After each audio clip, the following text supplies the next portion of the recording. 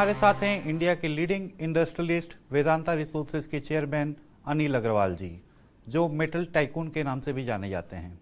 अनिल अग्रवाल जी, ABP news पे आपका बहुत बहुत स्वागत है। आज हम इनसे बात करेंगे इनके पर्सनल लाइफ के बारे में, इनके प्रोफेशनल लाइफ के बारे में, इनके चैरिटी के बारे में और इनके बिजनेस के बारे में। सर, एक पटना से एक स्क्रैप डीलर बम्बई आता है, बम्बई से लंदन जाता है, ये जो पूरा आपका जर्नी है, इसको आप हमारे दर्शकों को समझाएंगे, जो अपने लाइफ में जो स्ट्रगलिंग फेज था और अभी आप बिलियनियर कैसे बने? हम लोग बिहार के हैं। बिहार यूपी में हम लोग एक ज़्यादा सोचते नहीं हैं, आगे बढ़ते जाते हैं। जो एक सपना देखने की हम लोग सबकी इच्छा रहती है और सपना हम लोग देखते हैं। तो मेरे को अभी भी याद है, 19 साल का था, मैंने कई बार बोला है 75 में, तो जब बीटी स्टेशन पे उतरा, 3 टायर में एक बेडिंग होती थी और एक लोहे का बक्सा होता था, लेके उतरे, कोई कम मौका मिला बम्बई आने का। जब बाहर निकले तो बॉलीवुड की मूवी दिख गई, वही बीटी स्टेशन दिखता था, वही टैक्सी दिखी और मैंने कहा कि हम लोग तो हनुमान जी को मानते हैं, तो बोले भाई हनुमान जी हम लोग को यहाँ रख लो, अब यहीं रहना है। तो ऐसा मन में विचार करके रहे और आगे बहुत तकलीफ़ें आई। लेकिन तकलीफ़ तो स्टेट ऑफ माइंड है, तकलीफ़ तो आती है और जाती है, लेकिन हम लोग की जो हिम्मत रहती है, हर जगह से निकल जाते हैं, आगे बढ़ते जाते हैं, रोज़ नई बात सीखते हैं। सड़क पे भी खा सकते हैं, 5 स्टार होटल में भी खा सकते हैं, अंग्रेजी नहीं बोलना आता है, धीरे धीरे वो भी सीख जाते हैं। तो करते आगे बढ़ जाते हैं और कोई गॉडफादर नहीं होता है तो एक अपॉर्चुनिटी हो जाती है। कोई भी अगर गॉडफादर रहते हैं, बड़े लोग रहते हैं, तो हरदम लगता है कि उनका नाम खराब हो जाएगा। यहाँ तो न मूछ है न पूछ है, तो अपने उसी में आगे बढ़ते चले गए और ईश्वर की कृपा रही, बहुत अच्छा लगा, आनंद आया, लाइफ की जर्नी बहुत अच्छी लगती है। फिर अमेरिका भी चले गए, अमेरिका भी रहे, हमारी लड़की का वहाँ जन्म हुआ, वहाँ भी कई साल निकाले। फिर उसके बाद लंदन तो इसलिए आना पड़ा, लंदन क्योंकि यहाँ पे पैसा नहीं मिल रहा था। तो मेरे को किसी ने बताया कि लंदन में अथाह समुद्र है पैसों का, अगर आप वहाँ जाके लिस्ट कराएंगे तो आपको, तो वहाँ चले गए।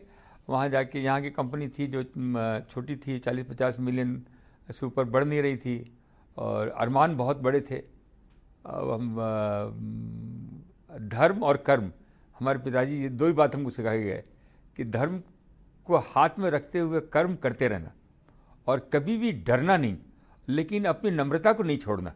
देने वाला ईश्वर है, वो तुमको देगा। तो इन्हीं बातों से चलते चले गए और कभी सक्सेस मिली, नहीं मिली। आप देखिए, $35 बिलियन वहाँ रेज़ किया।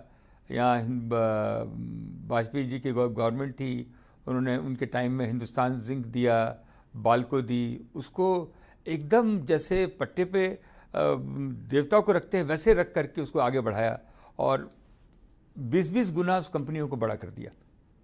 हमने क्या किया, करने वाला अगेन, लेकिन ये हुआ तो बहुत अच्छा लगता है। आज जर्नी बहुत अच्छी रही।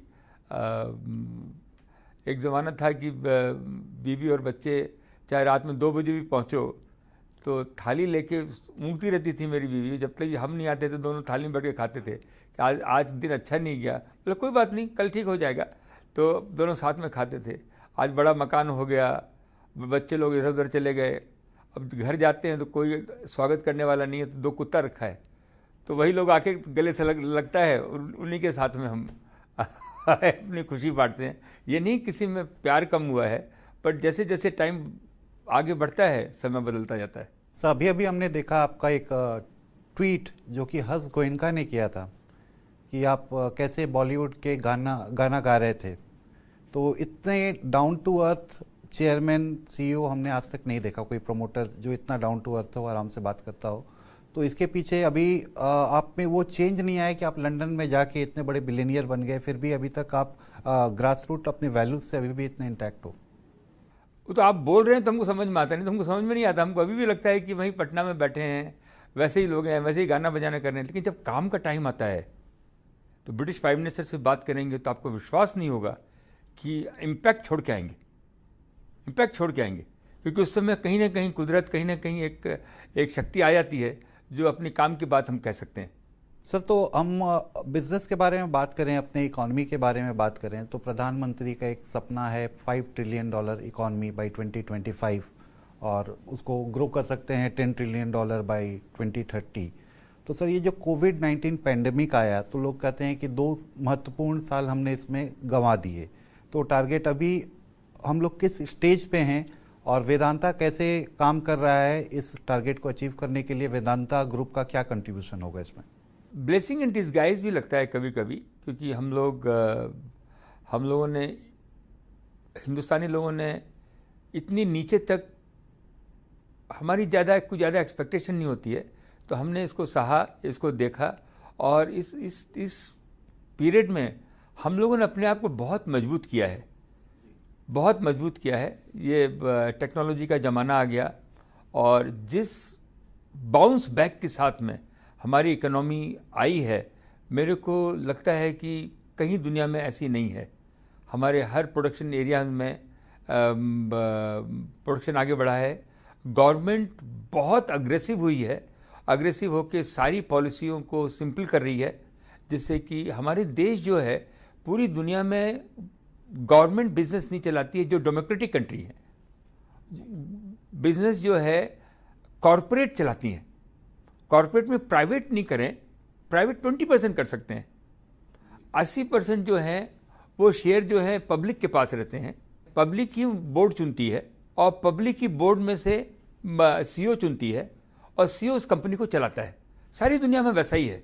आज भी आप देखें तो L&T आप देख लीजिए, ITC देख लीजिए, एंड दुनिया भर की कंपनी हिंदुस्तान में भी हैं, क्या चला रही है। हमारे देश में भी ऐसा क्यों नहीं हो सकता है? कुछ कंपनी प्राइवेट करें, कुछ कंपनियों को कॉर्पोरेटाइज भी करें। आज के दिन भी अगर हिंदुस्तान की जितनी कंपनियां गवर्नमेंट चला रही है, उसको अगर आज के प्राइस में भी अगर वो बेचे तो उनको $1 ट्रिलियन उससे आ सकता है और ज़्यादा भी आ सकता है। सबसे ज़्यादा ज़रूरी है हमारा जॉब। हमारे यूथ जितने सक्षम हैं, हमारा कल्चर है, आज भी माँ बाप से आंख मिला के बात नहीं कर सकते हैं। जो उनमें क्षमता है कहीं दुनिया में नहीं है। हमको यूथ के लिए जॉब क्रिएट करना है। जब तक इंडस्ट्री आगे नहीं आएगी, टेक्नोलॉजी के क्षेत्र में पूरी दुनिया में हिंदुस्तान ने आगे काम किया है, तो हमको लगता है कि प्राइवेटाइजेशन हो। हमारी धरती माँ, हम तो सिंहभूम एरिया के हैं, हम तो आज ये झारखंड और बिहार अलग हो गया, हम लोग तो साथ ही में थे।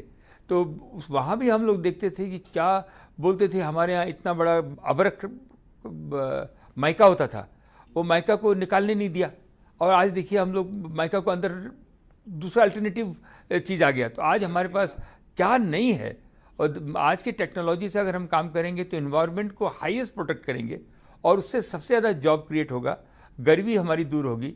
सबसे ज़्यादा गवर्नमेंट को रेवेन्यू गवर्नमेंट की धरती के नीचे से ही मिलता है। तो आने वाले दिनों में मेरे को हिंदुस्तान, जो भी पैंडेमिक हुआ उसमें भी आज हम लोगों ने दिल खोल करके 80 कंट्रियों को वैक्सीन दिया। हमने सबसे, आज हमारे पूरी दुनिया में हमारा नाम है वैक्सीन को लेकर। तो ये भी हम, जैसे हमारे प्रधानमंत्री जी बोलते हैं कि वसुधैव कुटुंबकम, वो हम उसी को मानते भी हैं। मैं तो पर्सनली मेरे को तो समझ में नहीं आता है कि कौन पराया है कौन अपना है, सब अपने ही लगते हैं। तो वैसा प्रधानमंत्री जी बात करते हैं। और पैंडेमिक को हमने झेला है और वो कुदरत का काम है, कुदरत कर रही है। हमको अपने आप को सुधारना है कि हमसे कोई गलती हो गई हो उसको हम सुधारें। आने वाले दिनों में मेरे को हिंदुस्तान का भविष्य बहुत अच्छा लगता है और हरदम एक ही नज़र रहनी चाहिए हमारे यूथ पर। हमारा यूथ, हमारी लड़कियां बहुत सक्षम हैं, उनको हम कैसे जॉब प्रोवाइड करें, कैसे उनको आगे बढ़ाएं, कैसे वो स्टार्टअप करें, कैसे उनको साहस दें। अगर वो बांसुरी भी बजाना चाहते हैं, कोई मूर्ति बनाना चाहते हैं, पेंटिंग भी करना चाहते हैं, तो उनको इनकरेज करें। उनको वकील और डॉक्टर बनाना ही जरूरी नहीं है, हर क्षेत्र में वो आगे बढ़ सकते हैं। सर, जैसा कि आपने कहा कि ज़्यादा से ज़्यादा कंपनीज़ को अभी प्राइवेटाइज करना चाहिए, सरकार कर भी रही है और बहुत ठोस कदम भी उठाए हैं इसमें। आप देखें तो BPCL का प्राइवेटाइजेशन का बात चल रहा है, एयर इंडिया का बिड्स का भी बात चल रहा है। तो इस जो गवर्नमेंट का इतना बड़ा प्राइवेटाइजेशन का उद्देश्य है, लक्ष्य है, इसमें वेदांता किस तरह से आगे आ रहा है? आपको किन सेक्टर्स में, किन कंपनीज में इंटरेस्ट है जिसमें आप बिड डालेंगे या डाले हैं? हमने BPCL देखा है शिपिंग को। आज शिपिंग में भी हमारे यहाँ 95% बाहर के शिप काम करते हैं। 100 बिलियन का बिजनेस है। तो शिपिंग कॉरपोरेशन जैसी 10 कंपनियाँ और चाहिए। शिपिंग कॉरपोरेशन में हमने देखा है कि जैसे कि हमारा मूवमेंट बेटर हो। कंटेनर कॉरपोरेशन है। आज कंटेनर की इतनी शॉर्टेज हो गई है जिसका हिसाब नहीं है। इन क्षेत्रों में भी डिजिटलाइजेशन हो, जैसे कि हमारे पोर्ट जो हैं वो डिजिटलाइज हों, जैसे कि मूवमेंट फास्ट हो। तो इन एरिया में हम देख रहे हैं, लेकिन हम जब तक पूरी तरह ड्यू डिलिजेंस नहीं करेंगे, आपको विश्वास नहीं होगा। सारी दुनिया में मैं जहाँ जाता हूँ लोग मेरे को पैसा देने के लिए तैयार हैं। आज पैसा देने वाले ज़्यादा हैं, काम करने वाले कम हैं। ये मेरे को ये आश्चर्यचकित होता हूँ मैं कि लोग बोलते हैं कि नहीं, अनिल अग्रवाल ने काम किया है। और भी हमारे जैसे बहुत सारे लोग हैं, काम करने वाले लोग पर लोग बैठ करने के लिए तैयार हैं। पैसे की कोई कमी नहीं आती है। और आने वाले दिनों में हम इवेलुएट कर रहे हैं, अगर कोई हमसे ज़्यादा बिड करके ले जाएगा बहुत अच्छा है। अगर हमको हमारे प्राइस, हमारे दायरे में जिसको हम चला सकें, हम करेंगे। तो उस कोई भी कंपनी को लेंगे तो उसको वर्ल्ड की बेस्ट कंपनी बनाएंगे और एक भी आदमी को हम रिटेंच नहीं करेंगे। ये मेरा, मैंने पिछले दिनों में जो भी कंपनियाँ ली उनमें किया, आगे आने वाले दिनों में भी यही काम करेंगे। सर, तो क्या इसको हम नेचुरल एक्सटेंशन बोल सकते हैं from India's largest natural resources player getting into logistics, जो कि नेचुरल प्रोजेक्शन है लॉजिस्टिक्स एंड शिपिंग? अभी तो कुछ है ही नहीं। अभी तो आसमान में तो सपने देख रहे हैं, जब आएगा तो वो देखेंगे। बट नेचुरल रिसोर्स में मेरा इंटरेस्ट बहुत ज़्यादा है, क्योंकि हिंदुस्तान का 70% पैसा, 70% जो अगर $100 है वो इलेक्ट्रॉनिक और नेचुरल रिसोर्स में चला जाता है। उसको अगर हम बचा लें, उससे कहीं बाहर, देश के बाहर जॉब क्रिएट हो रहा है। कहीं ना कहीं तो माल बन ही रहा है, कहीं ना कहीं सोना तो बन ही रहा है, कहीं ना कहीं कॉपर तो बन ही रहा है, ऑयल बन ही रहा है, कोयला बन ही रहा है। हम अपने यहाँ क्यों नहीं बनाए? और आप वो जो बना रहे हैं वो 50 साल पुराना बना रहे हैं। आज हम जो बनाएंगे, हम माइक्रो हिसाब से बनाएंगे, हम डिजिटल के हिसाब से बनाएंगे, जिसमें कि हम इन्वायरमेंट को और ज़्यादा प्रोटेक्ट करेंगे। तो ये मेरे को लगता है कि मैं हम लोग के गीता में भी लिखा हुआ है कि जिस राह पे एक बार आप चले, उसी राह पे आप चलते रहिए। जो भी, तो उसी राह पे हम चलते जाएंगे। जो मेरे को समझ में आता है, आने वाले दिनों में जो भी कंपनी आएगी उसको आगे से आगे अच्छा बनाएंगे, बड़ा बनाएंगे। अलाइड लाइन में भी अगर कोई चीज़ आएगी तो उसको भी देखेंगे। सर, केन इंडिया को वेदांता में मर्ज करके आपने भारत का तो सबसे बड़ा नेचुरल रिसोर्सेज कंपनी बना लिया है।